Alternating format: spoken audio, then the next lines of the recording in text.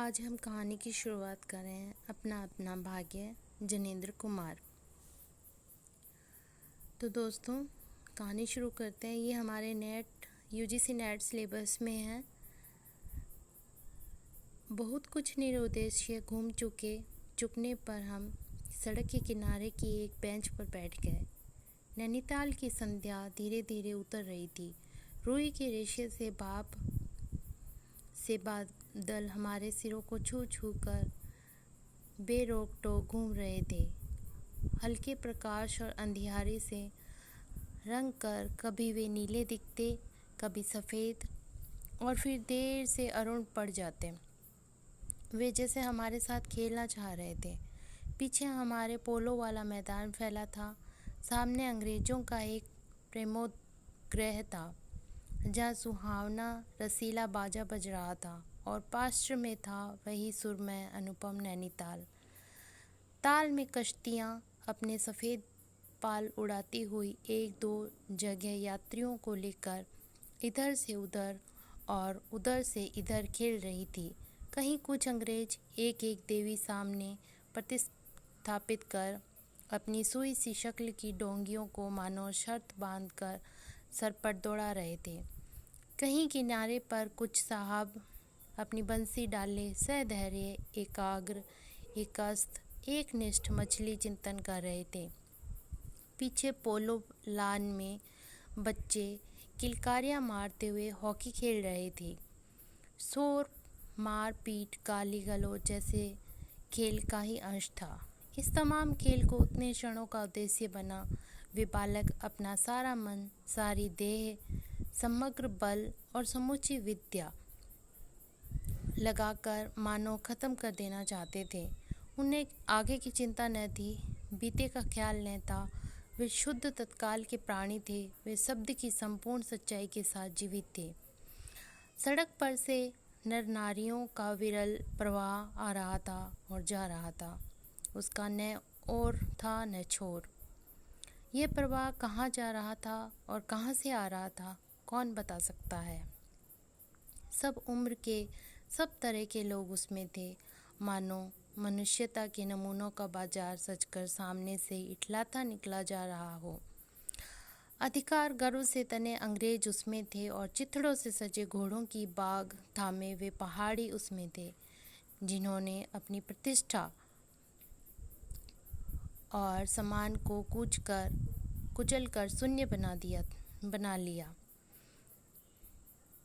जो बड़ी तत्परता से दुम हिलाना सीख गए, भागते, खेलते, हंसते, शरारते करते लाल लाल अंग्रेज बच्चे थे। पीली पीली आंखें फाड़े पिता की उंगली पकड़कर चलते हुए अपने हिंदुस्तानी नौनिहाल भी थे। अंग्रेज पिता थे जो अपने बच्चों के साथ भाग रहे थे, हंस रहे थे और खेल रहे थे। उधर भारतीय पितृदेव भी थे, जो बुजुर्गों को अपने चारों तरफ लपेटे धन संपन्नता के लक्षणों का प्रदर्शन करते हुए चल रहे थे। अंग्रेज रमणियाँ थी, जो धीरे धीरे नहीं चलती थी, तेज चलती थी। उन्हें न चलने में थकावट आती थी और न हंसने में मौत आती थी। कसरत के नाम पर घोड़े पर भी बैठ सकती थी, और घोड़ों के साथ ही साथ जरा सी होते ही किसी हिंदुस्तानी पर घोड़े भी फटकार सकती थी। वे दो दो, तीन तीन, चार चार की टोलियों में निशंक, निरापद इस प्रवाह में मानो अपने स्थान को जानती हुई सड़क पर चल रही थी। उधर हमारी भारत की कुल लक्ष्मी सड़क के बिल्कुल किनारे दामन बचाती और संभालती हुई साड़ी की कई तहों में सिमट कर लोक लाज, स्त्रीत्व और भारतीय गरिमा के आदर्श को अपने परिवेष्टनों में छिपाकर सहमी सहमी धरती में आंख गड़ाए कदम कदम बढ़ रही थी। इसके साथ ही भारतीयता का एक और नमूना था। अपने कालेपन को खुरच कर बहा देने की इच्छा करने वाला अंग्रेजी दा पुरुषोत्तम भी थे, जो नेटिवों को देखकर मुंह फेर लेते थे और अंग्रेजों को देखकर आंखें बिछा देते थे। दुम हिलाने लगते थे, जैसे अकड़ कर चलते थे, मानो भारत भूमि को इसी अकड़ के साथ कुचल कर चलने का उन्हें अधिकार मिला है। घंटे के घंटे सरक गए, अंधकार गाढ़ा हो गया, बादल सफ़ेद होकर जम गए। मनुष्यों का वह तांता एक एक कर क्षीण हो गया। अब इक्का तुक्का आदमी सड़क पर छतरी लगाकर निकल रहा था। हम वहीं के वहीं बैठे थे। सर्दी सी मालूम हुई। हमारे ओवरकोट भीग गए थे। पीछे फिर कर देखा, यह लाल बर्फ की चादर की तरह बिल्कुल स्तब्ध और सुन पड़ा था। सब सन्नाटा था। तल्ली लाल की बिजली की रोशनियां दीप मालिका सी जगमगा रही थी। वह जगमगाहट 2 मील तक फैले हुए प्रकृति के जल दर्पण पर प्रतिबिंबित हो रही थी, और दर्पण कांपता हुआ, लहरें फैलाता हुआ, वह जल प्रतिबिंबों को 100 गुना, 1000 गुना करके उनके प्रकाश को मानो एकत्रित और पूंजीभूत करके व्याप्त कर रहा था। पहाड़ों के सिर पर की रोशनियां तारों सी जान पड़ती थी। हमारे देखते देखते एक घने पर्दे ने आकर इन सबको ढक दिया। रोशनियां मानो मर गई, जगमगाहट लुप्त हो गई। वे काले काले भूत से पहाड़ भी इस सफ़ेद पर्दे के पीछे छिप गए। पास की वस्तु भी न दिखने लगी, मानो ये घनीभूत प्रलय था। सब कुछ इस घनी गहरी सफ़ेदी में दब गया। एक शुभ्र महासागर ने फैलकर संस्कृति के सारे अस्तित्व को डुबो दिया। ऊपर नीचे चारों तरफ वह निर्भेद्य सफ़ेद शून्यता ही फैली हुई थी। ऐसा घना कोहरा हमने कभी न देखा। वह टपक टपक रहा था। मार्ग अब बिल्कुल निर्जन चुप था। वह परवाह न जाने किन घोंसलों में जा छिपा था। वह वृद्धाकार शुभ्र शून्य में कहीं 11 बार टन टन हो उठा, जैसे कहीं दूर कब्र में से आवाज़ आ रही हो।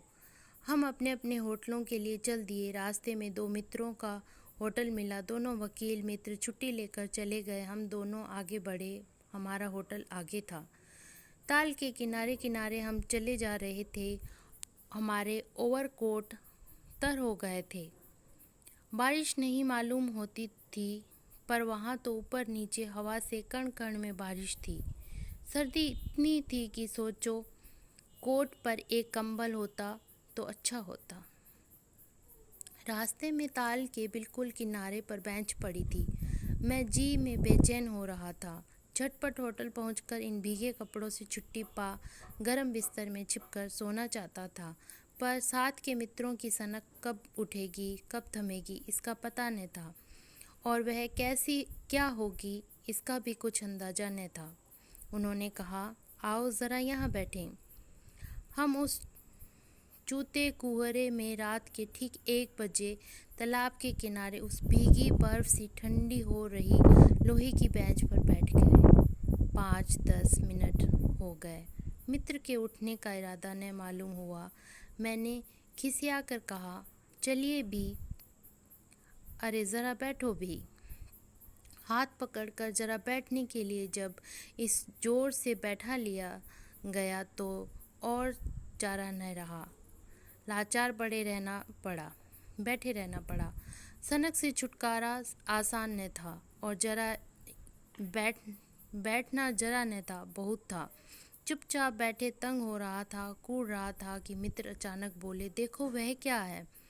मैंने देखा, कोहरे की सफ़ेदी में कुछ ही हाथ दूर से एक काली सी सूरत हमारी तरफ बढ़ी आ रही थी। मैंने कहा, होगा कोई। 3 गज की दूरी से दिख पड़ा। एक लड़का के सिर के बड़े बड़े बालों को खुजलाता चला आ रहा था। नंगे पैर हैं, नंगा सिर, और एक मैली सी कमीज़ लटका है। पैर उसके न जाने कहाँ पड़ रहे थे, और वह न जाने कहाँ जा रहा है, कहाँ जाना चाहता है। उसके कदमों में जैसे कोई न अगला, न पिछला, न दायां, न बायां है। पास ही चुंगी की लालटेन के छोटे से प्रकाश वृत्त से मैं देखा, कोई 10 बरस का होगा। गोरे रंग का है, पर मैल से काला पड़ गया। आंखें अच्छी बड़ी पर रूखी है। माथा जैसे अभी से झुर्रियाँ खा गया है। वह हमें न देख पाया। वह जैसे कुछ भी नहीं देख रहा था, न धरती, न ऊपर चारों तरफ फैला हुआ कोहरा, न सामने का तालाब, न बाकी दुनिया। वह सब बस अपने विकट वर्तमान को देख रहा था। मित्र ने आवाज़ दी, ए। उसने जैसे जाग कर देखा और पास आ गया। तू कहाँ जा रहा है? उसने अपनी सुनी आंखें फाड़ दी। दुनिया सो गई, तू ही क्यों घूम रहा है? बालक मौन मूक फिर भी बोलता हुआ चेहरा लेकर खड़ा रहा। कहाँ सोएगा? यहीं कहीं। कल कहाँ सोया था? दुकान पर। आज वहाँ क्यों नहीं? नौकरी से हटा दिया। क्या नौकरी थी? सब काम, 1 रुपया और जूठा खाना। फिर नौकरी करेगा? हाँ। बाहर चलेगा? हाँ। आज क्या खाना खाया? कुछ नहीं। अब खाना मिलेगा? नहीं मिलेगा। यूं ही सो जाएगा? हाँ। कहाँ? यहीं कहीं। इन्हीं कपड़ों में? बालक फिर आंखों से बोलकर मुंह खड़ा रहा। आंखें मानो बोलती थी, यह भी कैसा मूर्ख पर्सन है। माँ बाप है? है। कहाँ? 15 कोस दूर गांव में। तू भाग आया? हाँ। क्यों? मेरे कई छोटे भाई बहन हैं, सो भाग आया। वह काम नहीं, रोटी नहीं। बाप भूखा रहता था और मारता था, माँ भूखी रहती थी और रोती थी, सो भाग आया। एक साथी और था, उसी गांव का, मुझसे बड़ा था। दोनों साथ यहाँ आए। वह अब नहीं है। कहाँ गया? मर गया। मर गया? मर गया।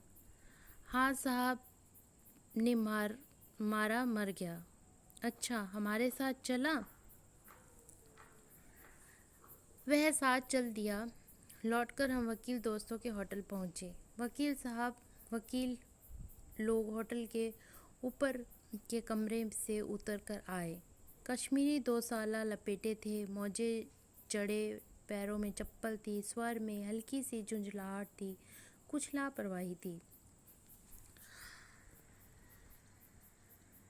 हाँ, फिर आप कहिए। आपको नौकर की ज़रूरत ही ना। देखिए ये लड़का है। कहाँ से लाए हैं? इसे आप जानते हैं? जानता हूँ, ये बेईमान नहीं हो सकता। अजी ये पहाड़ी बड़े शैतान होते हैं, बच्चे बच्चे में गुल छिपे रहते हैं। आप भी क्या अजीब हैं, उठा लाए कहीं से। लो जी, ये नौकर लो। मानिए तो ये लड़का अच्छा निकलेगा। आप भी जी, बस खूब है। ऐरे गहरे को नौकर बना लिया जाए। अगले दिन वह न जाने क्या क्या लेकर चंपत हो जाए। आप मानते ही नहीं, मैं क्या करूं? माने क्या, खाक। आप भी जी, अच्छा मजाक करते हैं। अच्छा, अब हम सोने जाते हैं और ये 4 रुपए रोज के किराए वाले कमरे में सजी मसहरी पर सोने झटपट चले गए। वकील साहब के चले जाने पर होटल के बाहर आकर मित्र ने अपनी जेब में हाथ डालकर कुछ टंटोला, पर झट कुछ निराश भाव से हाथ बाहर कर मेरी ओर देखने लगे। क्या है? इसे खाने के लिए कुछ देना चाहता था, अंग्रेजी मित्र ने कहा, मगर 10-10 के नोट हैं। नोट ही शायद मेरे पास हैं, देखूं? सचमुच मेरे पॉकेट में भी नोट ही थे। हम फिर अंग्रेजी में बोलने लगे। लड़के के दांत बीच बीच में कटकटा उठते थे, कड़ाके की सर्दी थी। मित्र ने पूछा, तब? मैंने कहा, 10 का नोट ही दे दो। सक पकाकर मित्र मेरा मुंह देखने लगे। अरे यार, बजट बिगड़ जाएगा। हृदय में जितनी दया है, पास में उतने पैसे तो नहीं। तो जाने दो, यह दया ही इस जमाने में बहुत है। मैंने कहा। मित्र चुप रहे, जैसे कुछ सोचते रहे। फिर लड़के से बोले, अब आज तो कुछ नहीं हो सकता, कल मिलना। वह होटल डी बप जानता है, वहीं कल 10 बजे मिलेगा। हाँ, कुछ काम देंगे हुजूर। हाँ, ढूंढ दूंगा। तो जाओ। हाँ, ठंडी सांस खींचकर मित्र ने कहा, कहाँ सोएगा? यहीं कहीं बेंच पर, पेड़ के नीचे, किसी दुकान की भट्ठी में। बालक फिर उसी प्रेत गति से एक और बड़ा और कोहरे में मिल गया। हम भी होटल की ओर बढ़े। हवा तीखी थी, हमारे कोटों को आर पार कर बदन में तीर सी लगती थी।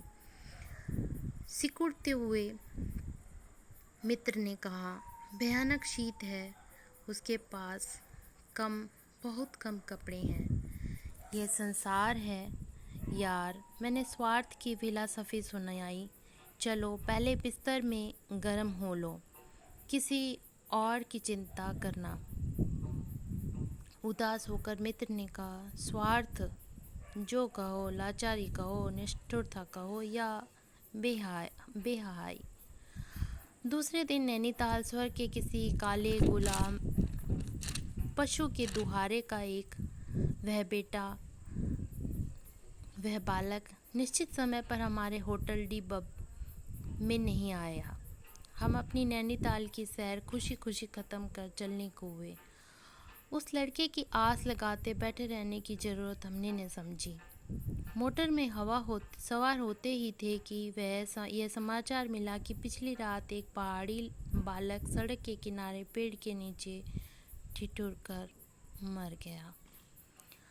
मरने के लिए उसे वही जगह, वही 10 बरस की उम्र और वही काले चिथड़ों की कमीज़ मिली।